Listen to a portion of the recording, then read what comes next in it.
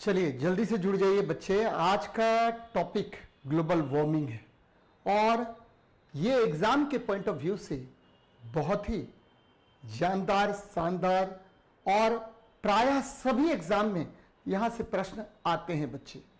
तो जल्दी से बच्चे लोग आप जुड़िए और मैं आपका गुरु शशांक शेखर लगातार ज्ञान विज्ञान के सेशन में तरह तरह के नए टॉपिक्स को मैं लेके आ रहा हूं।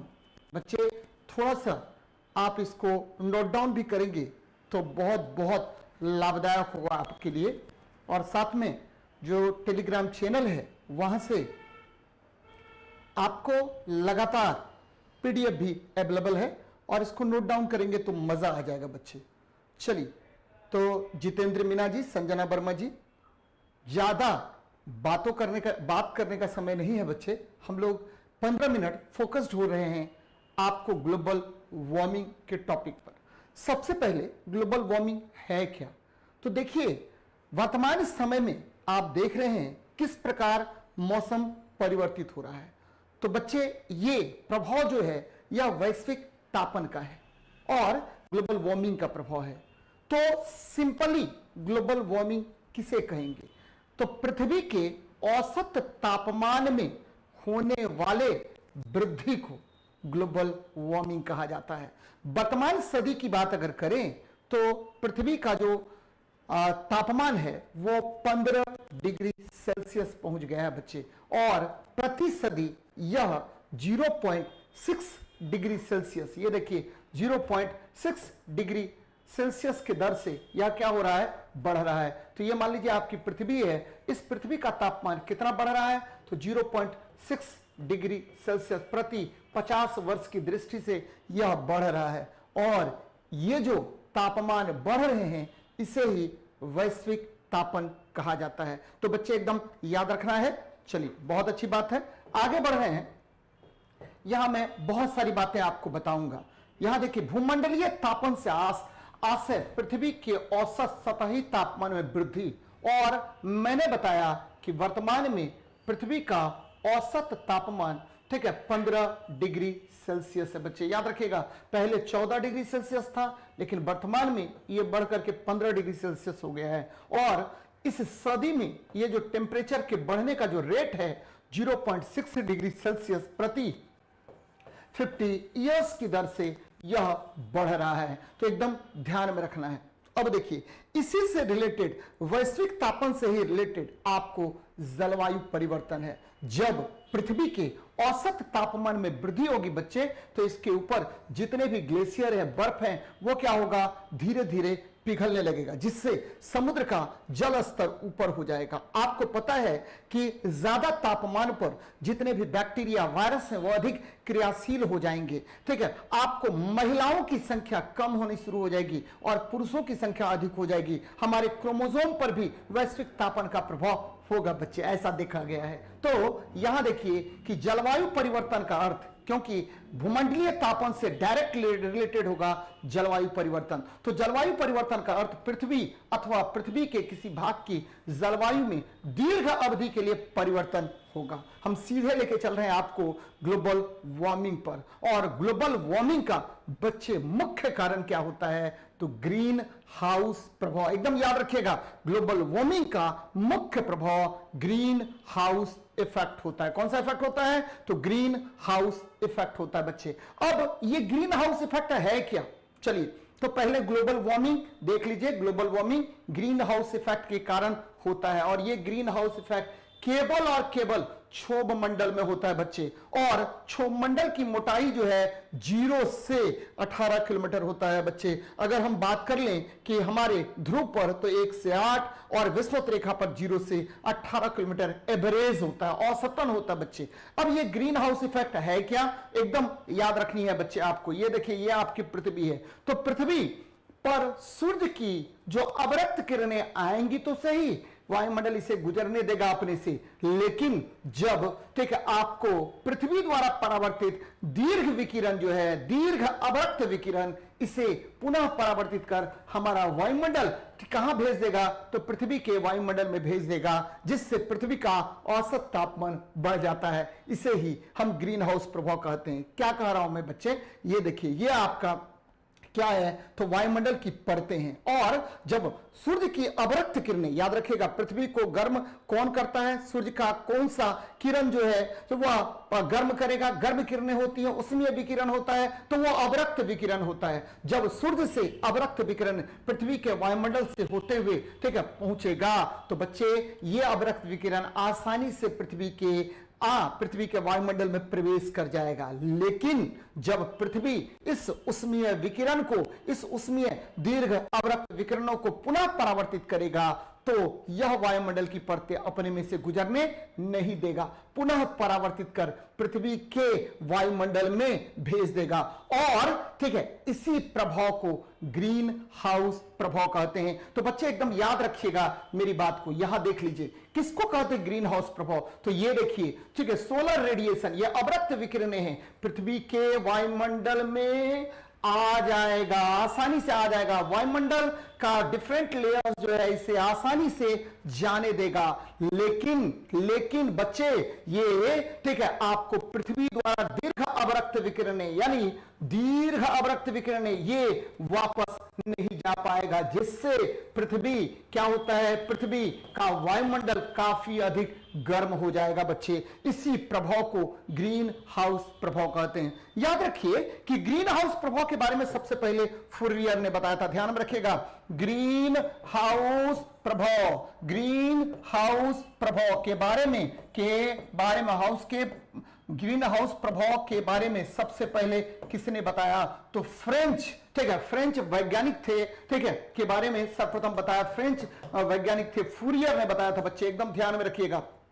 तो अवरक्त विकिरण पृथ्वी के आवरण में आ गया, वायुमंडल के आवरण में आ गया, और पृथ्वी उसको अवशोषित कर लिया, उससे एनर्जी, जिससे एनर्जी घट गया, तरंग वेग बढ़ गया, और आपका जो ठीक है डिफरेंट वायुमंडल की परतें हैं उसे जाने नहीं दिया, पुनः परावर्तित कर पृथ्वी के आवरण में भेज दिया, और पृथ्वी का औसत तापमान बढ़ गया। इसी प्रभाव को ग्रीन हाउस प्रभाव कहेंगे। याद रखिएगा कि ग्रीन हाउस प्रभाव के लिए उत्तरदायी ग्रीन हाउस गैसें हैं, और इस ग्रीन हाउस गैस में पहला गैस हो गया जलवाष्प। बच्चे जलवाष्प को हम इस श्रेणी में नहीं रखते हैं। दूसरा गैस हो गया कार्बन डाइऑक्साइड। ये देखिए पहले नंबर पर ठीक है जलवाष्प। जलवाष्प पृथ्वी को लगभग, याद रखिएगा, पृथ्वी को लगभग जलवाष्प कितना, तो बच्चे जलवाष्प जो है लगभग आपको ठीक है 65 से लेकर के 77% पृथ्वी को गर्म करने के लिए उत्तरदायी है। दूसरा नंबर 20 से 22% उत्तरदायी कौन गैस है बच्चे, तो कार्बन डाइऑक्साइड गैस है। तीसरा मीथेन गैस है, लगभग आपको 5 से 9% पृथ्वी को गर्म करने के लिए उत्तरदायी है।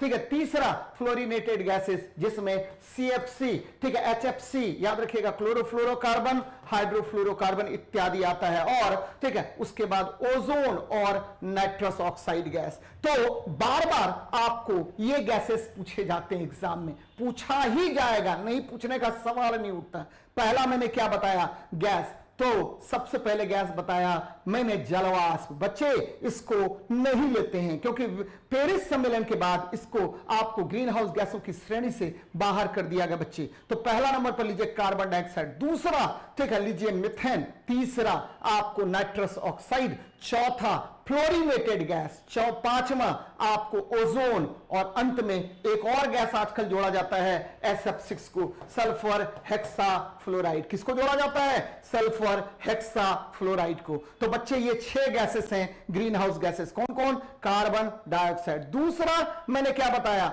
मीथेन, तीसरा नाइट्रस ऑक्साइड, चौथा आपको फ्लोरिनेटेड गैसेस जिसमें CFC, HFC, HCFC ये सब आता है बच्चे।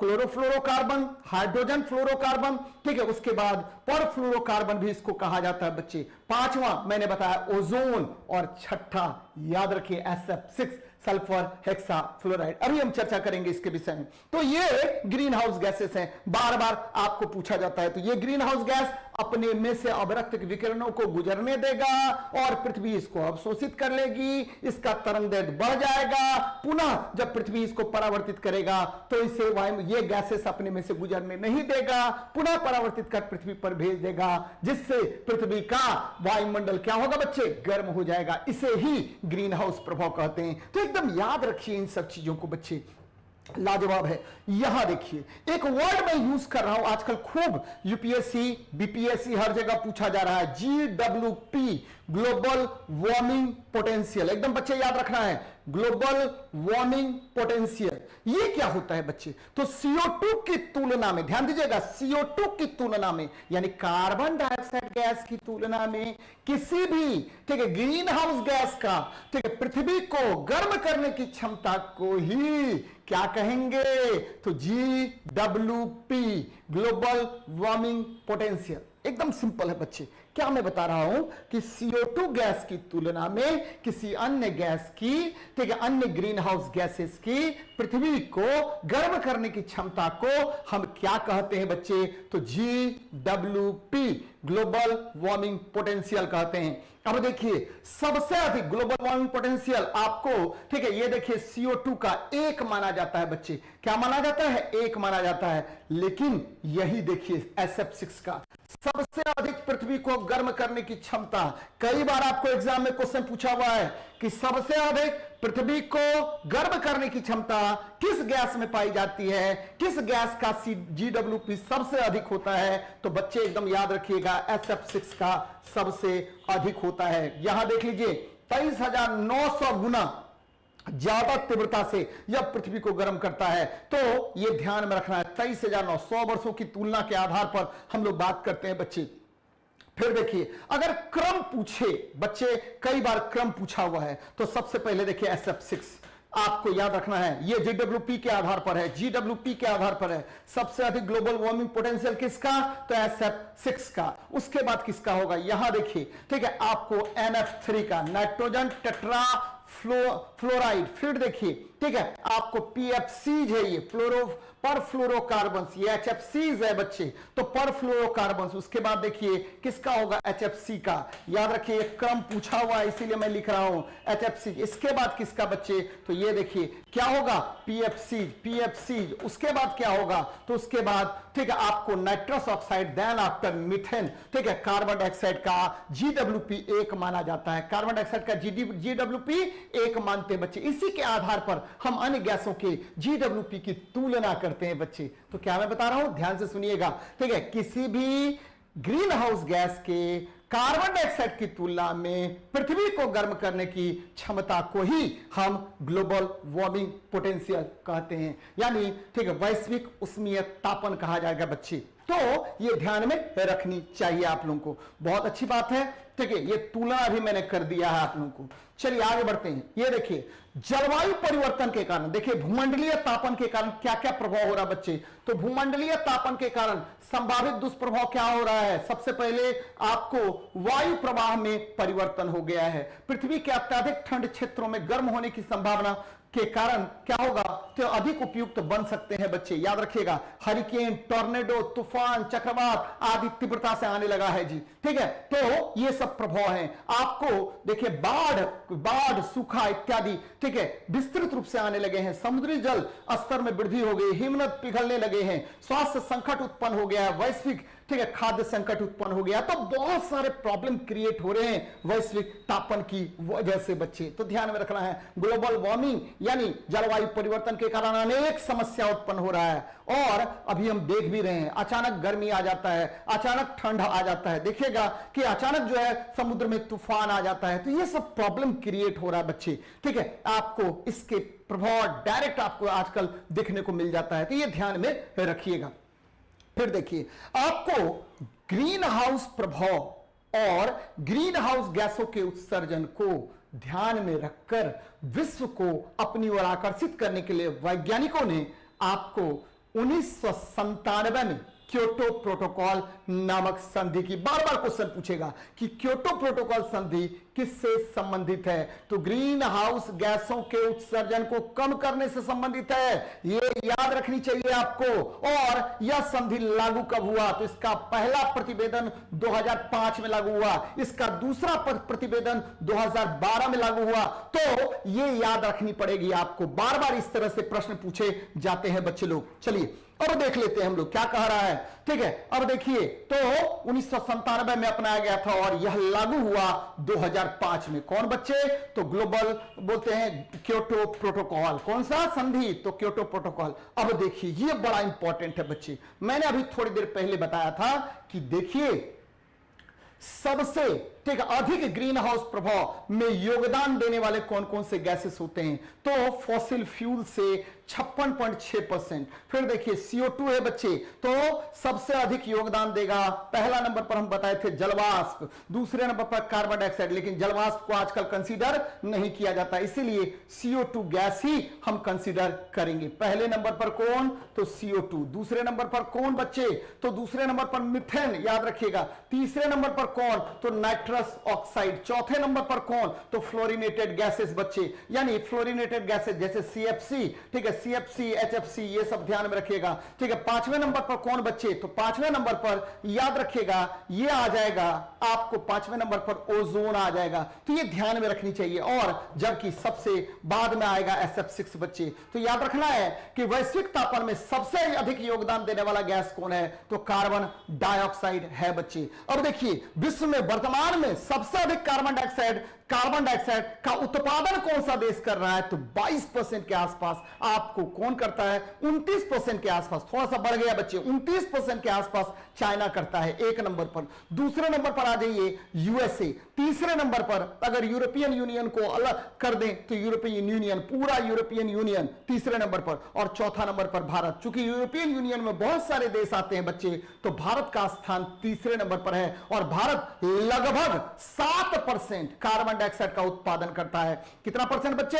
तो 7% कार्बन डाइऑक्साइड का उत्पादन करता है। तो ये बातें याद रखनी चाहिए। ये देखिए, ठीक है, आपको वातावरण में तेजी से बढ़ रहा है CO2 बच्चे, जिसकी वजह से मार्च 2021 में 417.6, ठीक है, आपका ppm, ठीक है, ppm प्रति मिलीग्राम ppm रिकॉर्ड किया गया है मार्च 2021 में। याद रखिए, ये समय जो है वह वैश्विक तापमान के लिए बहुत ही खतरनाक है बच्चे। कार्बन डाइऑक्साइड की सांद्रता धीरे धीरे वायुमंडल में बढ़ती जा रही है, जिसके कारण ग्लोबल वार्मिंग तो आया ही, साथ में वैज्ञानिकों को यह भी डर है कि भविष्य में हो सकता है ग्लोबल कूलिंग भी विश्व को देखना पड़े और झेलना पड़े।